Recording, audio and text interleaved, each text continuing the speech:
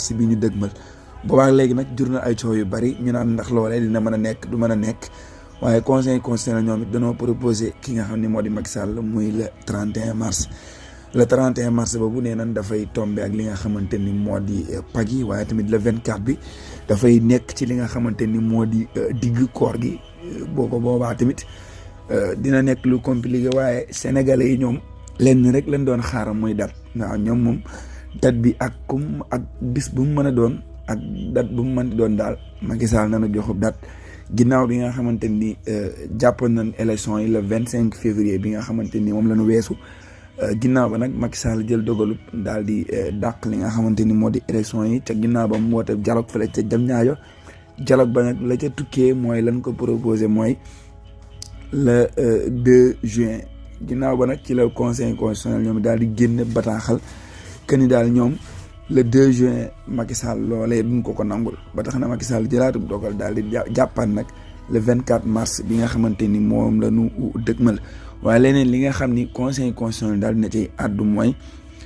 même buñ ci àggee tamit 19 candidats yi nga xamante ni ñoom la ñu validé woon ñoom ñooy dem ci élection yooyu kon léegi leer na Ousmane Sonko du bokk ci yooyu élection ndaka noonu tamit ci nga xamante ni moo di Karim Meïssa Wade bu PDS moom it du bokk ci élection yooyu nga xam ni moo nar a am buñ ci àggee jàmm ci date yi nga xamante ni moom lañ leen proposé waaye leneen li nga xamante ni seet lañ ko ni ko démb tamit ca yéenekaay xëy bind ko tey mooy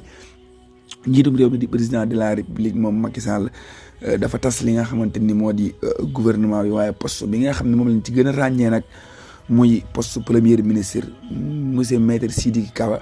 moom nag moom moo remplacé ki nga xamante ni moo di Amadou Ba ci poste boobu nga xamante ni moo di premier ministre. mu mel ni daal Macky Sall loolee nga xam ne waxoon na ko fële ca Diamniadio que ni moom daal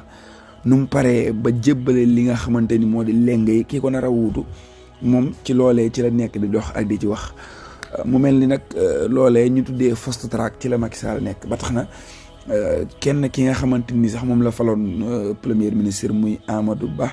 moom sax daal dinay génne bataaxal ni ki démb ci guddi waaye bataaxal boobu la ca gën a fës mooy moom daal mi ngi sant di gërëm ki nga xamante ni moo di président de la république ci fal gi nga xam ni faloon na ko premier ministre boobaak léegi ñu ànd di liggéey wax dëgg yàlla boobaak léegi ñu ànd di liggéey dara ñaawul ba tax na sant na ko ci gërëm na ko ci waaye tamit gërëm askanu Sénégal waaye tamit gërëm ñi nga xamante ni ñoom ñoo di waa APR yi nga xam ni parti boobu la nekk APR woogu sax ñoom ñoo ko tànn def ko mu nekk seen mbër ci élection présidentielle yi nga xam ni moo nar a am fii nii ci Sénégal comme ni leen ko waxee le 24 bii ñu dëgmal le 24 mars ba tax na mu Amadou Ba muy woo parti muy woo mboolem farandooy président de la république waaye tamit waa APR yëpp ngir ñu dëgmal li nga xamante ni moo di élection yi ñoom ñëpp ñu booloo nekk benn campagne buñ ca àggee ñu gagné élection yi premier tour Amadou Ba noonu la ko waxee ci bataaxal bi nga xam ni bind na ko loolu tamit kër yëglikaay yi baree bari xëy nañ bind loolu muy bataaxal bi nga xam ne Amadou Ba bind na ko ngir jaajëfal ki nga xamante ni moo di président de la république waaye tamit beneen laaj samp na ndax ginnaaw bi nga xamante ni projet amnistie bi nga xam ni député yi moom la di yendoo démb fële ca assemblée nationale loolee nag daal dinay jur coow ndax nee nañ Macky Sall procès boobu li tax mu indi ko maanaam rag ginnaaw ay farandoom nga xam ni moom presque moom mii di Macky Sall jeexal na fi waaye bu fi indee loi boobu dina tax ñëpp ñi nga xam ñi ngi leen doon topp ci yooyu ak ñi nga xam ni seeni bakkan